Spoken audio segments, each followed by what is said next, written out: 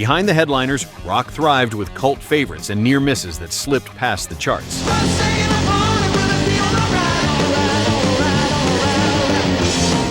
Tonight, we're shining a light on the groups fans swear should have been bigger.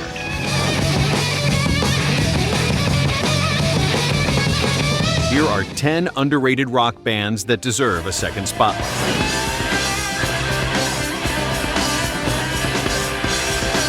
Number 10, Sir Lord Baltimore.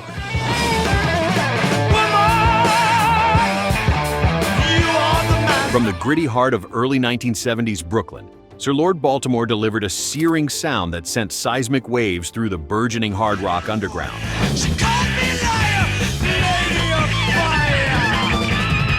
Their groundbreaking debut album, Kingdom Come, stunned listeners with its thunderous riffage and proto-metal dynamics, helping lay the foundation for a heavier rock movement that followed.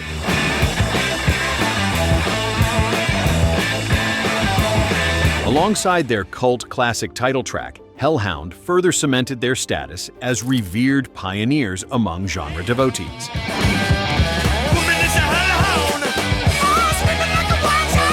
Despite a modest peak just outside the upper reaches of the charts, the band's influence far outstripped their commercial returns.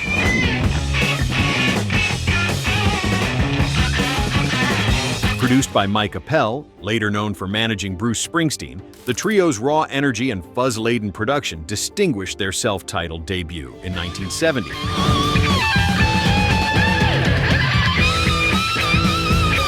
While mainstream stardom eluded them, Sir Lord Baltimore's legacy endures through a fierce cult following, with later acts repeatedly citing this group as an overlooked catalyst of the era's hard-edged sound.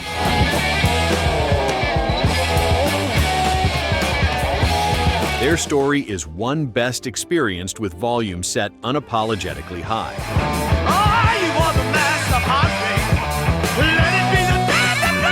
Number 9, Bang.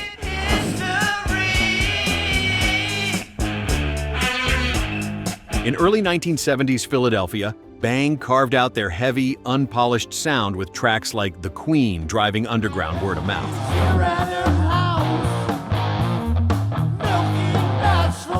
Their self-titled album, released in 1972, cemented their cult status in hard rock circles, hungry for raw energy and proto-metal thunder.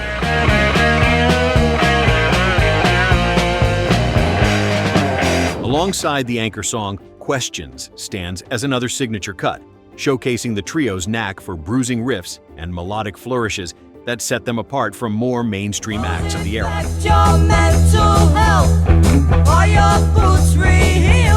Bang's roots trace firmly to South Philly, a city teeming with garage bands, but offering few platforms for heavier acts to break through nationally.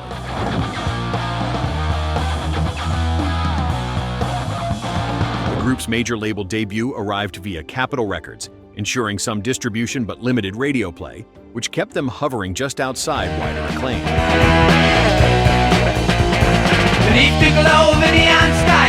Revered for their deeply analog, almost live-in-the-room production, Bang's legacy thrives among collectors and critics who dig beneath the surface of early 1970s rock, finding the kind of chest-rattling hooks that deserve wider recognition.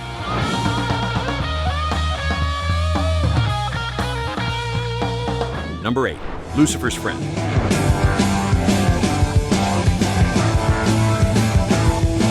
German rock's heavy transition in the early 1970s found a loud, urgent voice with Lucifer's Friend and their explosive debut statement, Ride the Sky.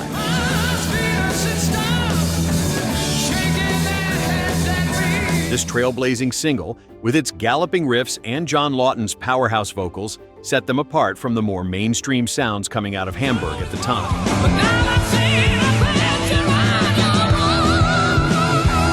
Alongside Ride the Sky, collectors and hard rock aficionados have long gravitated toward the equally thunderous In the Time of Job, When Mammon Was a Yippie, a showcase of the band's willingness to fuse progressive flourishes with proto-metal grit.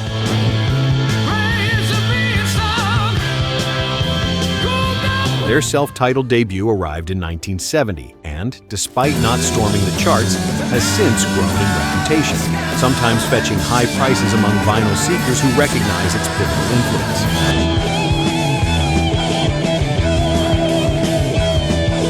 Produced in Germany's storied Montrose studios, this album channeled the raw energy of British and German blues rock scenes.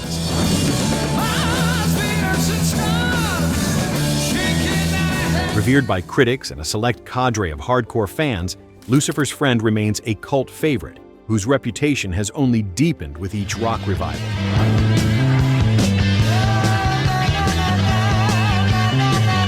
Number 7. Captain Beyond.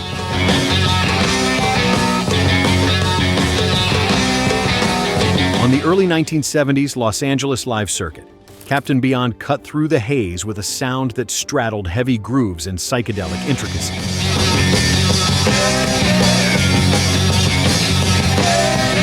Dancing Madly Backwards, On a Sea of Air, immediately set them apart, swirling cosmic lyrics with grinding riffs that reflected the band's potent supergroup lineup.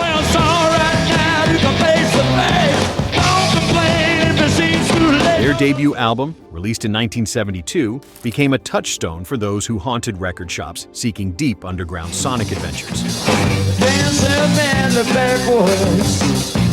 The driving force behind this cult favorite includes Rod Evans, once the voice of Deep Purple, and Larry Rhino Reinhardt from Iron Butterfly, two powerhouses whose musical pedigree drew instant curiosity but not guaranteed mainstream traction.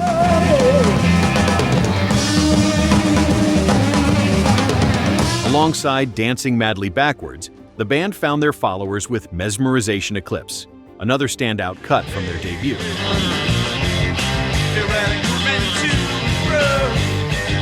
Despite never cracking the upper reaches of the charts, Captain Beyond continued to play packed theaters. Their blend of hard, progressive textures revered by collectors and musicians alike as a landmark in left-field rock history.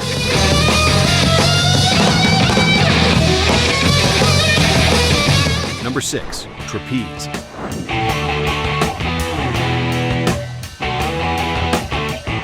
Emerging from the West Midlands, Trapeze helped define a fusion of hard rock and blues funk that resonated throughout the early 1970s.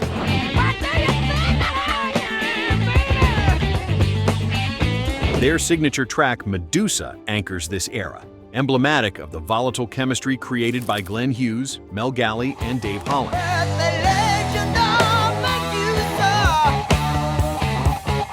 Another recognized favorite, Black Cloud, brought a swaggering pulse that quickly became a staple at their sweat-soaked UK gigs.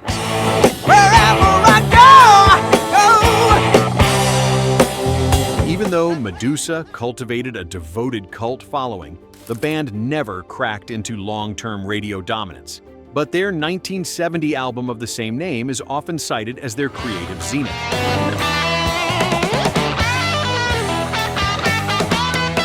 Trapeze supported major acts on British and European tours, regularly winning over audiences with explosive live shows. Wherever I go! Glenn Hughes' later move to Deep Purple might have cast a larger shadow, but those in the know recall how Trapeze's nuanced grooves laid a foundation for heavier acts to follow.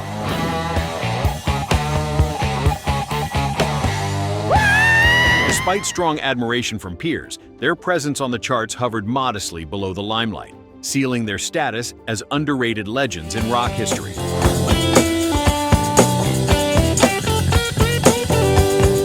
We're halfway through, and the bands from that era are stirring up deep-cut memories.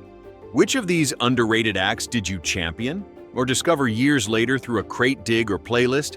Got a cult favorite we missed that should have been bigger? Drop it in the comments. We'd love to hear the names that never left your rotation. Number 5. Cactus.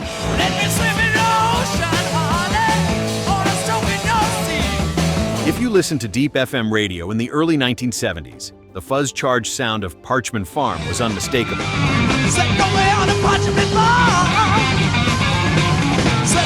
This hard blues outfit, forged in the industrial pulse of Long Island, united ex-members from Vanilla Fudge and Mitch Ryder's Detroit Wheels, creating a wall of guitar and growl unlike anything dominating the airwaves at the time.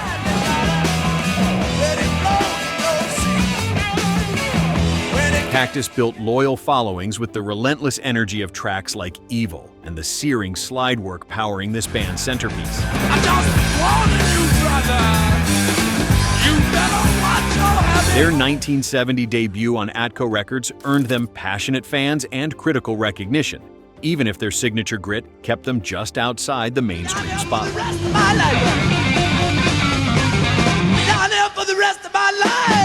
While they tore up legendary venues supporting acts like Black Sabbath, their scorching style resonated deepest with dedicated crate diggers and collectors.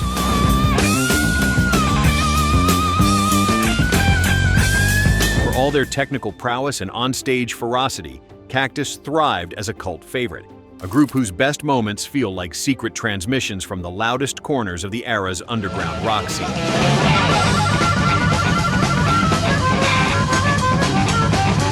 Number 4. Starz.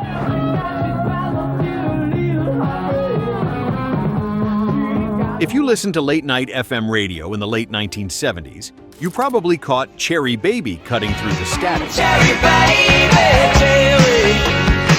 cherry, oh yeah, cherry. Starz combined hard rock bite with glam-tinged hooks, crafting distinctive singles like their echoes of sweet anthem Violation.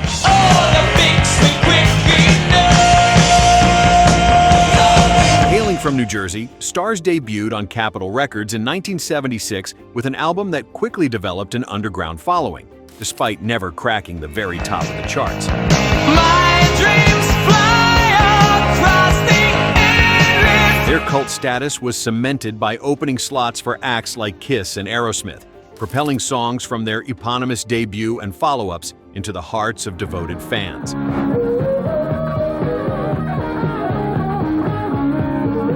The enduring loyalty owes much to their dynamic sound, schematic of the era, but with a melodic sensibility that set them apart from contemporaries.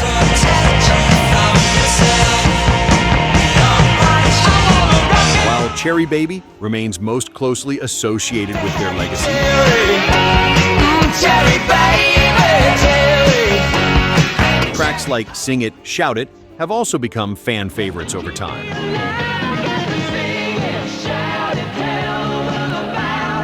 Starz' reputation flourished not through mainstream dominance, but through enduring word of mouth among rock enthusiasts.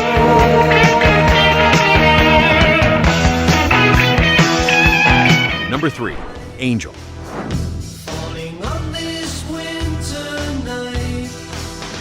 City lights flickered around the New York glam scene as Angel's The Tower soared with theatrical flair and sharp melodic turns.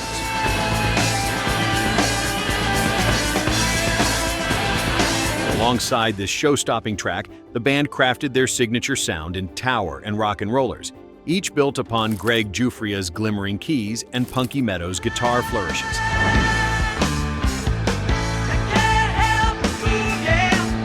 Angel made their debut on Casablanca Records in 1975, marked by pristine production and a look that blurred the line between rock icons and celestial beings.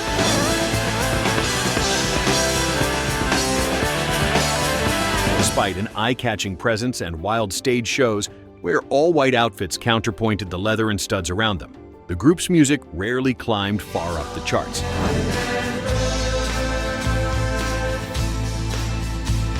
Their albums became cult favorites, cherished by vinyl obsessives and hard rock devotees across the late 1970s. Today, the band's contrast with label mates like Kiss stands as a local scene legacy, an act whose influence hints through the decades, even if mainstream recognition always stayed just out of reach.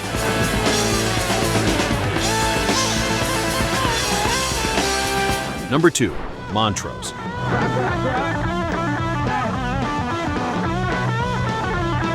If you listened to American rock in the early 1970s, Montrose's self-titled debut rattled your speakers with Rock Candy and Bad Motor Scooter.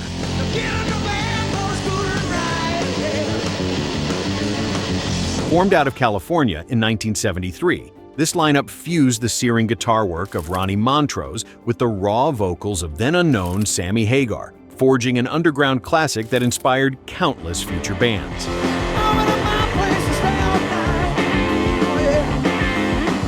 Their debut album, produced by Ted Templeman, wasn't a top 10 smash, but it became a blueprint for hard rock in the United States, routinely cited by critics and musicians alike.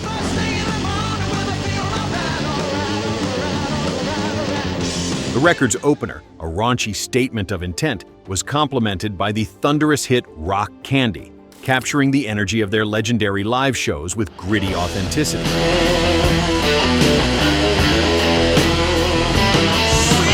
Even though their lone radio-friendly single of the era, Space Station No. 5, grabbed modest radio play, Montrose's gritty sound thrived in clubs and captivated a cult following that endures to this day.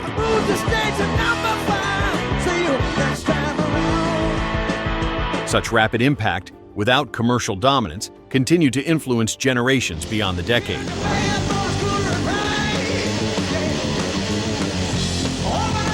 Number 1. Budgie.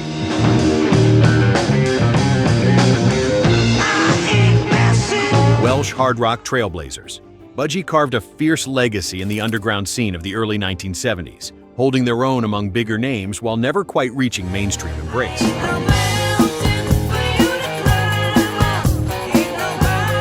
Their blistering anthem, Bread Fan, a relentless showcase of galloping riffs and breakneck tempo shifts, quickly became a cult staple, later famously covered by Metallica.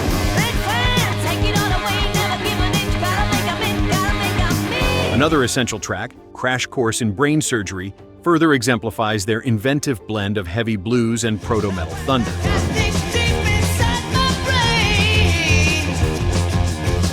Budgie formed in 1967 in Cardiff, releasing their self-titled debut album in 1971, produced at Rockfield Studios, an early home to several iconic British acts.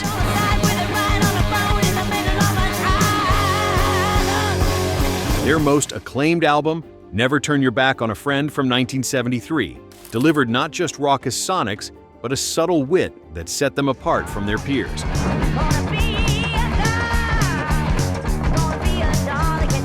Despite never cracking the chart's upper reaches, relentless touring and fervent word of mouth cemented their reputation as one of hard rock's most influential cult bands.